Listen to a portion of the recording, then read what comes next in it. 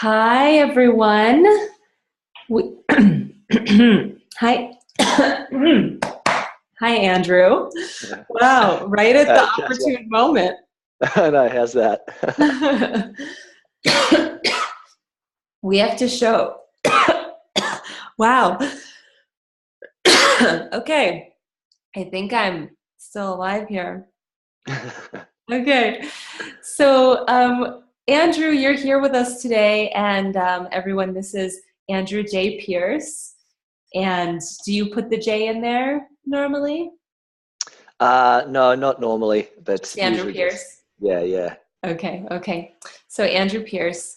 And let me just introduce Andrew. Andrew is an expert in human behavior, the workings of the mind and ego, consciousness, healing, letting go of suffering, the law of attraction, and deeply understanding why we do what we do as human beings. With a passion for understanding the mind and helping others, Andrew has been studying human behavior and life coaching since 2014 and has since worked with hundreds of clients, helping them to create significant change within themselves and their lives. Andrew's mission is to heal the world one person at a time, to show others how they can look within and free themselves from the internal problems and suffering that we all experience on some level. Andrew believes that to make the world a better place, a better and kinder place, that we must first look within ourselves to find happiness. And from this place, we can share our findings with the world. I love that. A better and kinder place. I think that's my favorite because we certainly need that kinder. Definitely. Yeah. So welcome, Andrew. Thank you. Thank you. Thank you for having me on Absolutely. board. Oh, yeah. And so you are in the opposite hemisphere from where I am. Yep. Yeah. So that's awesome. You are in New South Wales. Yep.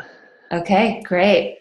So, Andrew, the first question I really like to start with for folks is, every coach that I know, and you and I are just getting to know each other and each other's work, but every coach that I know has had really a transformational moment, and probably more than one, but Mm. at least one moment that they can kind of point to as, the moment when they got the download or got the clarity or something really changed in their lives.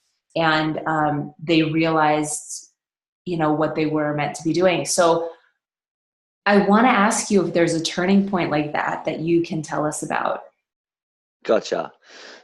So for me, to getting into the coaching, there wasn't really a turning point like that for me in terms of maybe, anything that I went through or, accomplished or achieved or overcame. And I was like, boom, this is what I want to be doing for other people.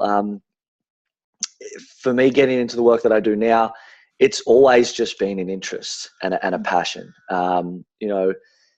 Growing up, I was the guy in the group that people would come to, that felt comfortable sharing, easy to talk to, good at listening. And I would always think very logically and rationally and break things down and be able to make sense of things. And this is what I was naturally good at. And I was just talking with my mate last night thinking that whatever anyone is naturally good at, I think is what they should be doing with their life. Like it's kind of right in front of you. And I remember thinking at one point, I'm like, geez, I would love to just get paid to give people advice. And I was really interested in different ways of thinking. And I loved how much happier or how much better about oneself one can feel in this moment without needing anything in their external world to change. Like, Yeah. without needing to chase the six figures or the big house or have the partner. Nothing against those things, but it's like you can change your thinking now and get better results. So was interested in Buddhism and things like that. And then at the start of 2014, I started studying psychology. I'm like, it's an interest. I like the mind and the way things work and understanding things. And then within coaching, if there was any point, this was the point, within the studies of psychology, I read about what coaching was. And you could major in it in the second and third year in the university. When I read about what coaching was, I was just like, oh, that is me all over. That's exactly what I'm all about. And I called up the uni and said, can I do coaching second, third year? And then not too long after that, I found a place called the Coaching Institute in Melbourne. Found them on a Monday night on Facebook, called them on the Tuesday. I went in on the Wednesday and signed up to their highest program. So that's how it flowed, and did my first training August 2014. So if there was a really realization moment, it would have been when I read about what coaching was on the university website. But what got me into it was just the passion and the interest, to first and foremost. Mm-hmm. Beautiful. So, I think it's really interesting because coaching is so new, right? I mean, we're kind of living at the cutting edge of it. Like, our generation is, I think, where coaching really started to become a big deal. And the ways in which it's different from something like psychotherapy. So, tell us a little bit about, what you see as being your unique offering. So folks come to you and you're their coach, and Andrew Pearce has something to offer that nobody else does. So, tell us a little bit about what you offer. Yeah. So I work with business owners, other coaches and other healers, really helping them to grow their business, a bit of business strategy and marketing strategy and whatnot, but really looking at, growing yourself to grow your business. That your business can only go as far as your mindset, your story, your identity, your, perceived level of worth within yourself, whatever it is. And really helping people to level up in that area. That's what I really love. Like, if someone's taking action or they're on a sales call, so they're doing the do, yet how are they sabotaging themselves at the same time? What part of themselves on a, internal vibrational level is actually closed off to the results that they're physically working towards. I love looking deep into these kind of shifts and how you can let go of a story or raise your vibration, open your heart more, whatever it is, and then have some stuff come in, have some results come in, take some more aligned action. So that's I'd say that's my favorite place to play, is really breaking down why we do what we do, pattern recognition, and helping people to identify and heal and clear those blocks that are in the way of them, taking more aligned action or opening to receiving more, and just really been like, wow, that was a sabotage on some level, even though I'm in the do, even though I'm in the action. So that's what I really love to look at, and helping coaches in the online space, running online programs. Yeah. So I think this is really perfect segue, what you're saying, because we work, at Curb the Binge, we work with addicts, and, myself included, an addict in recovery. Mostly we work with food addiction, but, as we were talking about before the call, there are so many factors, elements that we find across the board in all kinds of addiction, no matter what the substance is. And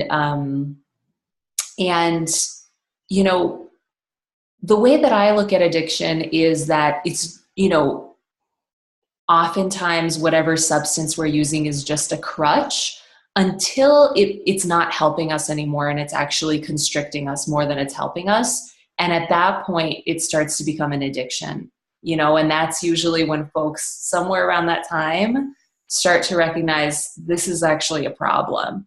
But then after that recognition period, there's a chunk of time. And for each person, that chunk of time is different, where there's a push-pull. Part of us wants to move out of the addiction. It really wants to move forward with our lives. It really wants to create something different. But another part of us is actually, as you call it, sabotaging. Another part of us is not yet willing to take us to the meeting, or really take the action steps that we need to take. So can you speak to us about some of your revelations and ideas around where that self-sabotage comes from? Definitely. So everything that we do in life is a choice. Putting energy behind a thought is a choice. What things that have happened in the past that we're still holding on to, yes, they've happened and they've sucked, yet holding on to it is a choice that you're making. It's not a denial of what has been. It's just, well, that has passed. It's in the past, yet if you're still experiencing it in the present, it's because you're holding on to it, and that's a choice. The choices that we make that lead to suffering and results that we say that we don't want, there's still a choice, and they all work for us on some level. Otherwise, we wouldn't be doing it. Mm-hmm. And really, the only thing that we have control over in life is the choices that we make, the beliefs that we hold on to, the attitudes that we have, the values that we have.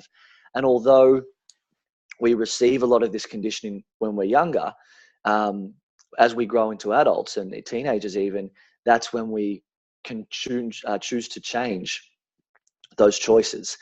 Now, as I said, everything we do in life is a choice. Every choice we make works for us on some level. Otherwise, we wouldn't be doing it. And having this level of awareness or understanding is huge when it comes to creating change and in addiction, in any level of suffering, to understand this is why I'm doing this to myself. This is how this works for me and the result that it gets.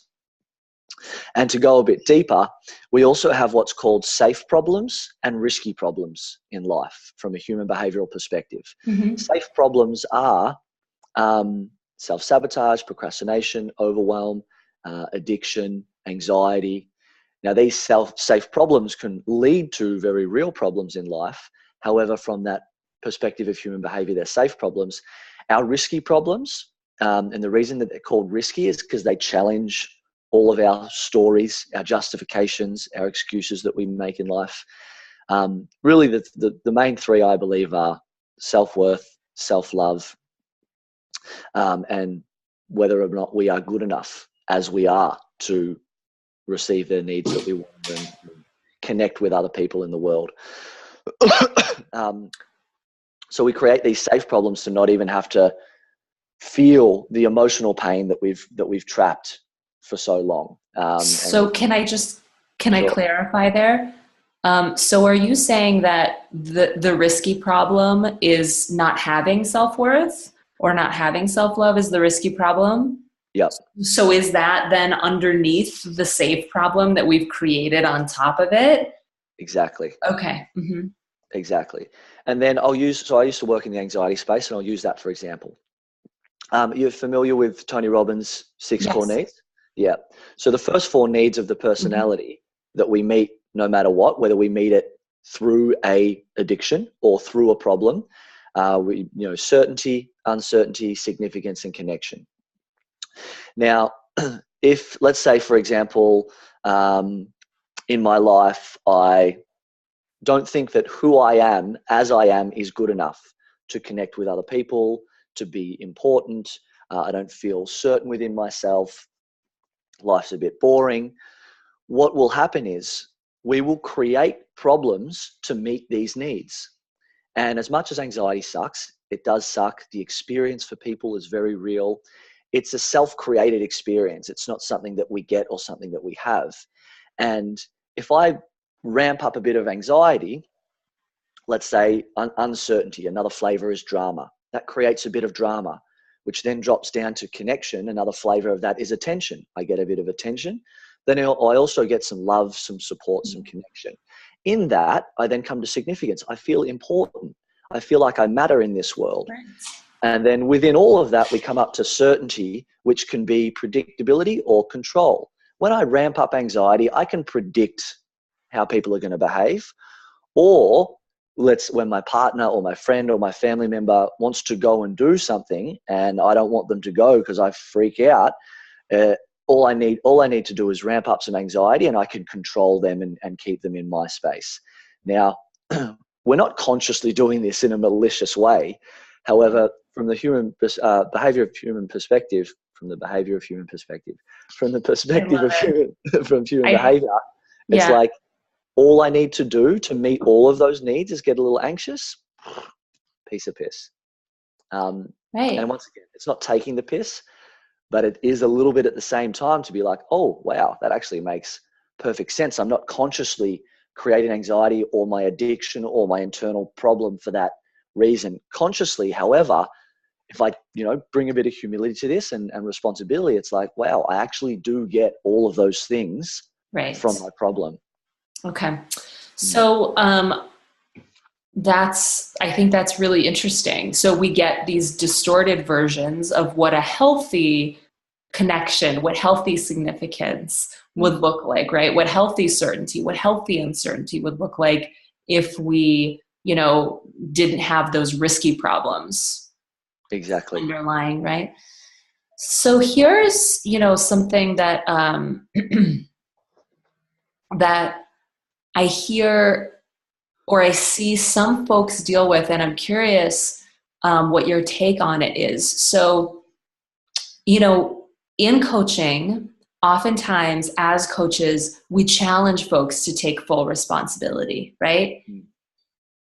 And it really is because we know at a certain stage that responsibility equals freedom. Tell me if you agree with this, right? 100%. 100%. It's like, the responsibility might look scary if we haven't grown up in some ways, to the parts of us that haven't grown up in some ways. But when we actually start taking on responsibility, it's like the amount of freedom we have is exactly equivalent to the amount of responsibility that we take, right? 100%. So, when we take this approach with folks, it seems like some folks are really open to that idea. Like, oh, I'm making this choice. I can change it. That's so empowering.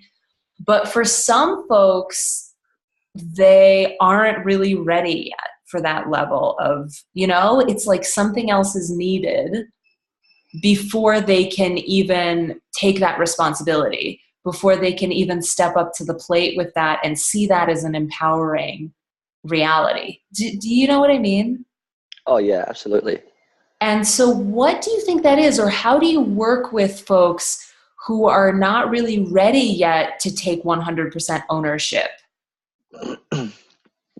um, like plain answer, I don't think you do work with folks that aren't ready to take 100% Oh, ownership just yet. How to kind of get them to that point, maybe. Like if someone's not willing, someone can say, I want to overcome addiction. I want to overcome it so bad. It's like, well, are you willing to go through the shit?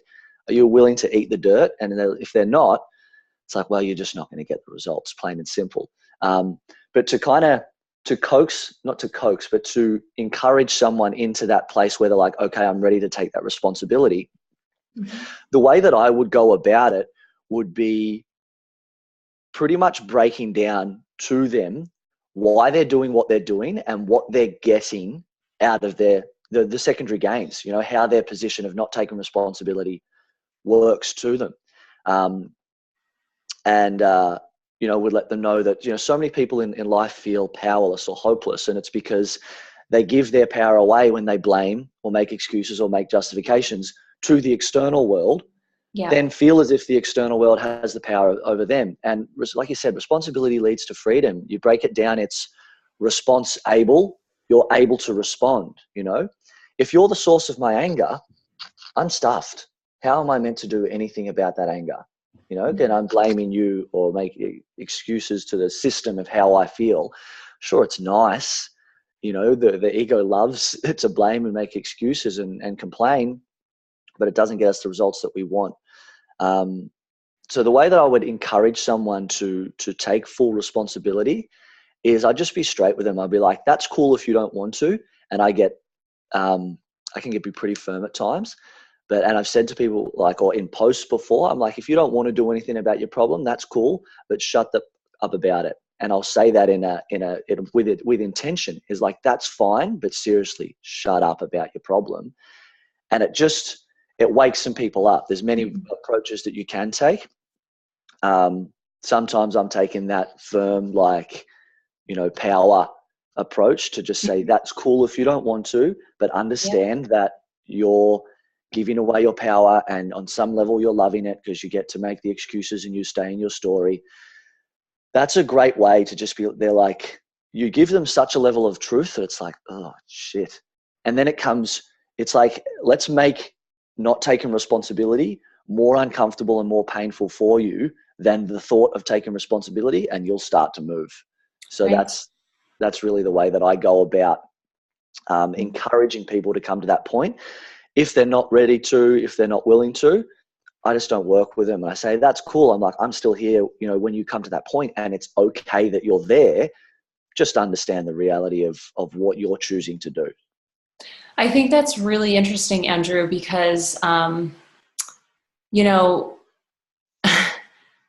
it's an interesting question of compassion, right? And support. Like, are we being supportive, compassionate coaches when we take this approach of really being kind of straight with folks about, there is a lot of work involved in true transformation. If you want to change, you got to do the work, and there's really no two ways about it. I mean, there are ways of making the work, more like baby step by baby step, and a little more like titration, a little bit at a time, rather than, some folks really just want to push themselves to the finish line right away. I mean, there are ways I have found, that different coaches, can make it more kind of stylized or customized to different folks and what we need. Because certainly, when we have wounds, when we have parts of us that are really injured, we do need to be careful about those parts. We do need to be tender, and we do need to slow down a little bit sometimes, right? And just, I like the word used, coax. Sometimes I think we do need to kind of coax them or talk to them a little bit more kindly. And I think it's interesting because, I'm also I'm a professional astrologer, and I use astrology in my coaching, which, I think it's interesting, to blend the two disciplines, and they fit really, really, they're very complementary to each other. And in a way, I think astrology was, a traditional form of coaching. But what's so interesting is that in astrology, we look at the planets, and we look at all the planets as being, givers or providers of something.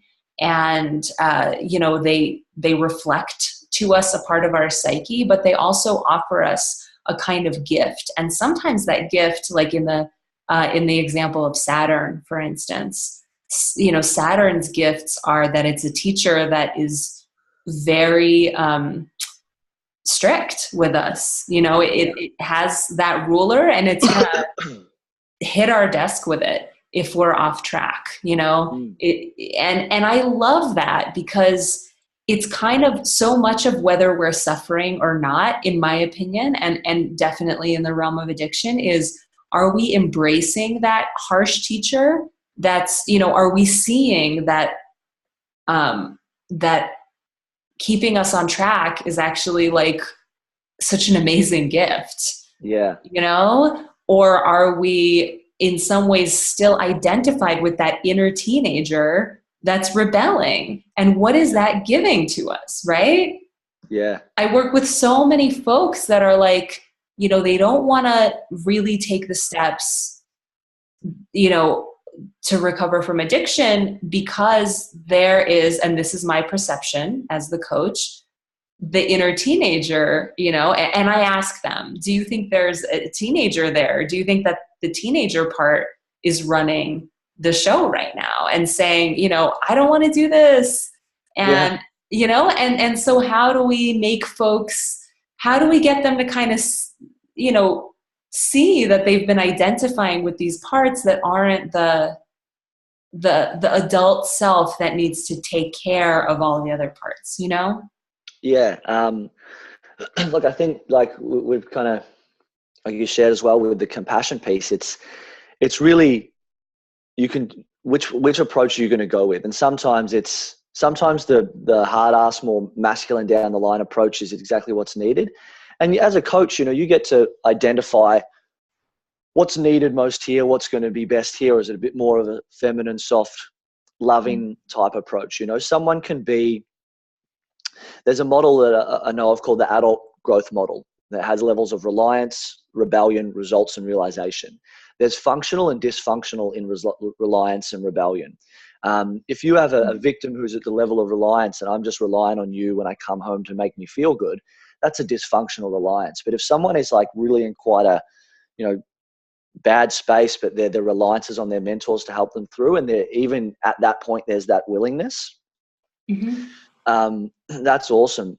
But I think in terms of, you know, I do a lot of inner child work and have been in the last 6-7 months. It's been so good, like incredibly powerful work.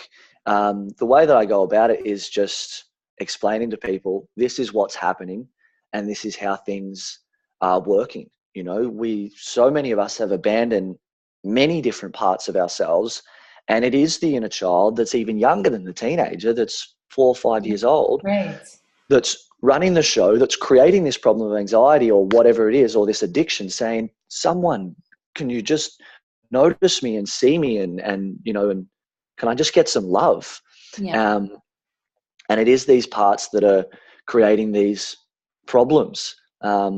So the way that I do it with working with clients or working in the programs is just share the breakdown and the understanding of how the universe works from an energetic perspective, what inner child work is all about, and just really why we're doing what we're doing. When there's that level, like it's the nonsense that makes complete sense, you know, the nonsensical way that we're doing things on this surface level that makes absolute complete sense, that when the truth is heard, the truth is known. When you hear it, you're like, you can't argue with it, you know. It's like that really makes a lot of sense as to why I'm doing what I'm doing or why I'd be feeling the way that I'm feeling. So that's how I educate people that I'm working with, is just go, this is, and I just speak it as matter of fact as I can. To you know, I just drive it with as much certainty as I can, so that it installs in the certainty within them. Okay, so so I'm wondering, you know, I guess kind of where to go at this point, because there's, you know, so many directions that we could take this in. And you know, I'm sort of feeling like, you know, even just here in our time together now, like how can we talk more about like the gifts, the carrot that comes from taking responsibility? Because just all this talk of responsibility to somebody who is still, you know, not really quite ready to jump into that might sound just like, why? Like, you know, I mean, even we've said that freedom, you know, the relationship between the freedom and the responsibility, but really, like in a felt sense, in our bodies, in our lives, in our experience, what do we get when we, you know, when we go ahead and jump out of our victim story and take full accountability for our lives? You know, how do you help folks see like that pot of gold at the end of the rainbow that keeps them doing that hard work? Yeah, absolutely. And that's a good piece. You know, you sometimes, you can talk so much about something and someone's listening, they're like, yeah, but what are the how? What are the steps from here? I get the concept now. So I'll just speak to responsibility a little bit more in terms of, you know, I mentioned before that if you're the source of my anger, and I believe that I'm angry because of what you've done, and the source of my anger is outside of me, then by that way of thinking, I create an illusion where I believe I'm powerless to do anything about that.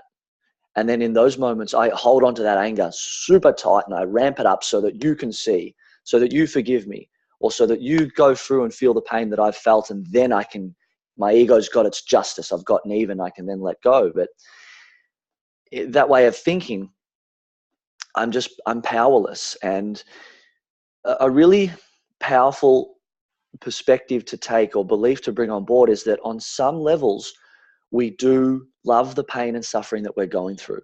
Mm-hmm. Eckhart Tolle talks about the pain body that becomes addicted to that. Dr. Joe Dispenza, from a neuroscience perspective, talks about how we have an addiction to the chemical release that is grief or that is anger. So we will attract things into our life that we can then project that anger out onto, so we get that fix. Yet this just keeps us trapped in this position where we want to blame because we want the freedom without doing the work. And we can't see anything better, right? Like, we think that that's the best that we can get, is that adrenaline hit, or that, Exactly. Yeah. It's like that's just how it is. That's just how life is. And as it is, it's nice to complain. It's nice to make excuses. It's nice to, justify X, Y, and Z, but it doesn't give you the results that you say you want. Mm-hmm. So, if I blame you for how I'm feeling, or I blame my past has my power. If it's the system, as soon as I blame or make an excuse, I'm giving my power away to the system. And so many people aren't aware that they're doing this.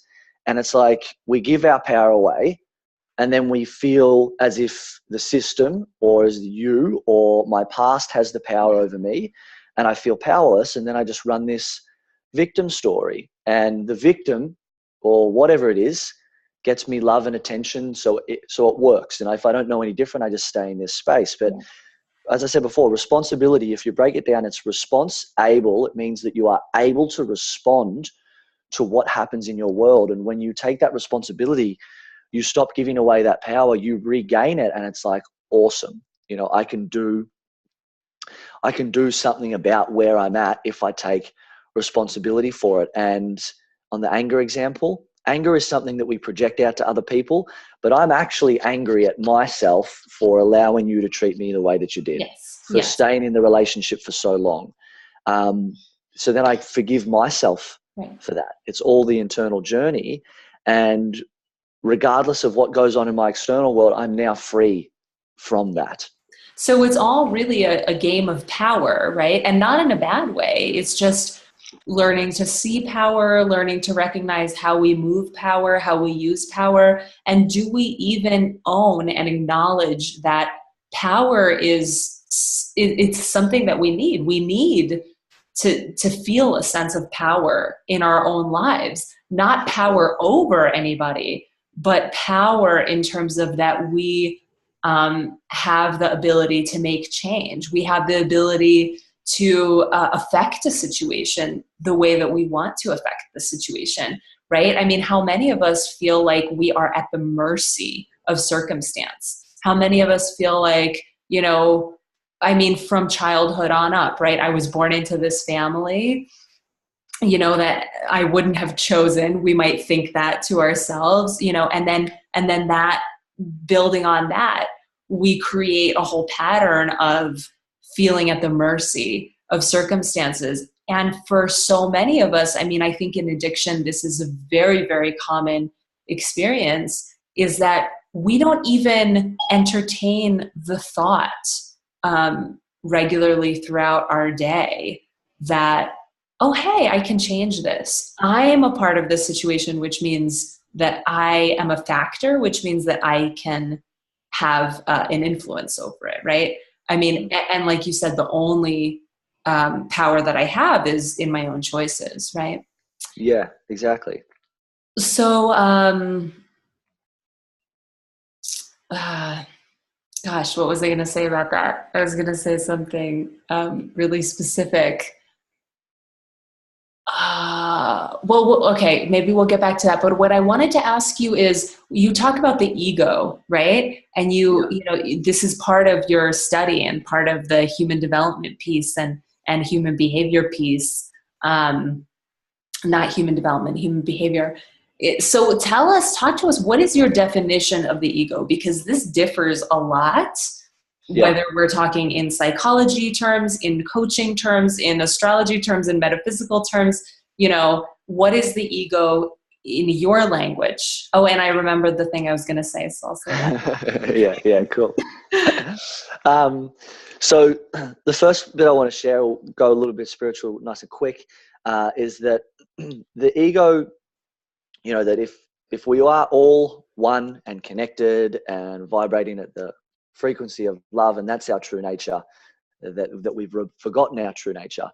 You know, the ego came at the moment that it's separated or believed, created an illusion of separation from the collective, from the whole. And at this moment, like, this is the beginning of suffering, is believing that it is alone, and that its deep-seated fear is that it is not enough. I can't remember who said this or created this book, but it says that the ego is edging God out. Not from a religious perspective. You could say edging the universe out if you wanted, but obviously Yeah. ego. So to me, the ego is, its number one thing is survival. And if you come back to the six core needs, the first four of the personality, I believe the intentions behind why we do anything is that we want to feel safe and we want to feel loved. And they're beautiful intentions.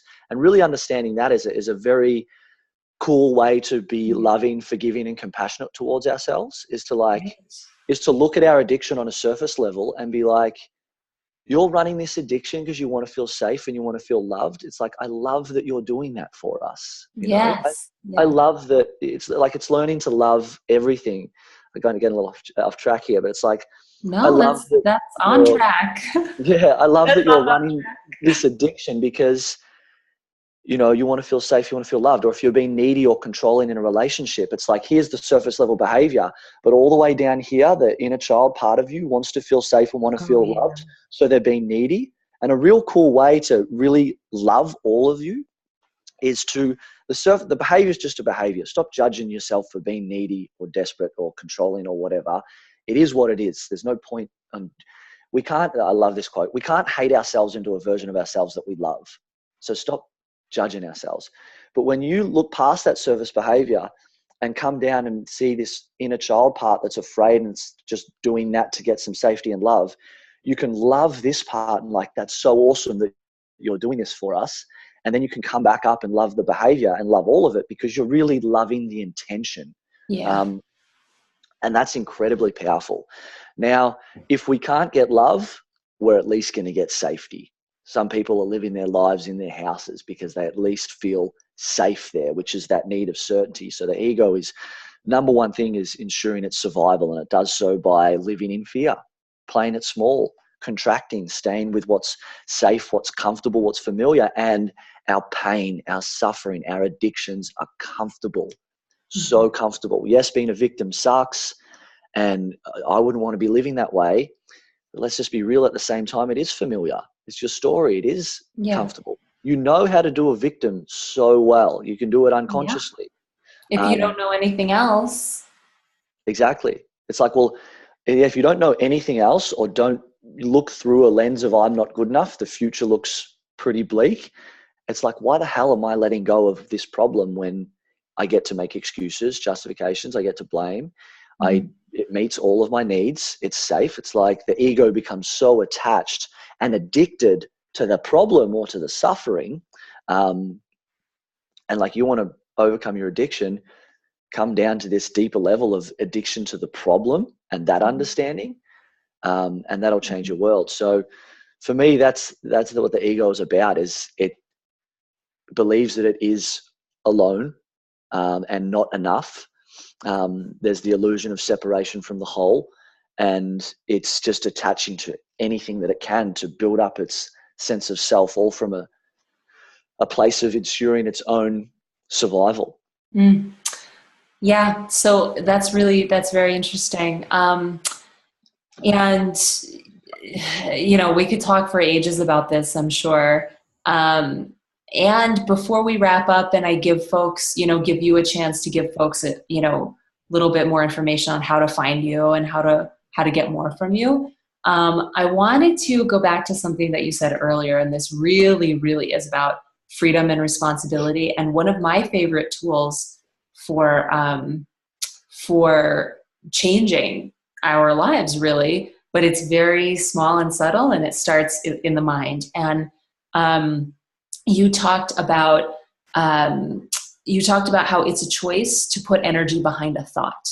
Now, Yes. I don't know if you agree with this, but my experience, both with myself and working with clients, is that all change starts at the level of thought. Well, I think before that, it starts at the level of the soul and the readiness of the soul. But after that, we need to change the thoughts that we are entertaining all day long. Because if we're doing the same thought dance, then we're going to get the same results on the surface, right? Our thoughts determine our actions. So one of my favorite tools is to give folks a reframe of a thought that they have, a thought that they have frequently. And, it's kind of like mantra work, but instead if you say to yourself all the time, oh, I messed up again or something, you could start saying to yourself, oh my God, I have this amazing experience to learn. I have a learning opportunity in front of me, Yeah. here I go, like growing again or whatever, I'm making them up on the spot. But I'm wondering if you have any like parting thoughts on that, or suggestions or ways that we can start working at that level to start working on this addiction to our problems, as you call it. Yeah, absolutely. And to kind of, again, giving away our power, same thing with a thought, and I'll add this into external events. Everything within the universe simply is what it is without meaning. And a thought is just a thought. If you don't give it any power, it doesn't have any power over you. You have no inherent power over me. Circumstance, environment, thoughts has no inherent power. It's all the power that we believe it has is the power that we're unconsciously giving away. Mm-hmm. So a thought's just a thought. You can allow it to pass. What I really believe one of the most powerful ways to go about creating any kind of change or to start doing anything differently is to first understand why you're choosing to do it in the way that you are. Mm-hmm. Mm-hmm. Whenever someone says to me, how do I stop doing this? I say, start understanding why you're choosing to do it in the first place. Because otherwise you're going up against yourself, and that's just shit. That's not fun for anyone. So it's like, how do I stop thinking X, Y, and Z? How come you're choosing to think X, Y, and Z in the first place? Oh, I'm not. My mind just does it to me. Bullshit. My brain just does it to me. No, it doesn't.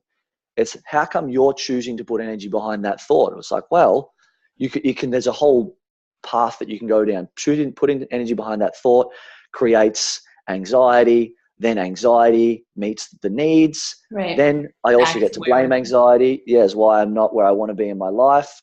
Then being anxious links up with my story. My story gets me love. And all of this keeps me safe from having to feel the emotional pain I've been suppressing for 25 years of I'm not enough, lack of love, I'm not worthy. So instead, I'm going to create an entire world of problems over here. Living this illusion feels super justified by it because I'm not willing to go there. When we're willing to go here and we clear this part that's running this, we come to a point where it's like, oh, I don't need this addiction. And think about that language. Any problem or addiction that we're running in our life, at the level that we're running it at, we believe that we need it to stay safe and to get love. Yeah. When we heal the part that is running it and we give ourselves that love and support, it's like, oh, cool, I don't need this problem anymore, so I'm not even going to think in a way that creates it. And if I'm not thinking in a way that creates it, I'm not experiencing it. If I'm thinking in a different way, it's leading to a different result.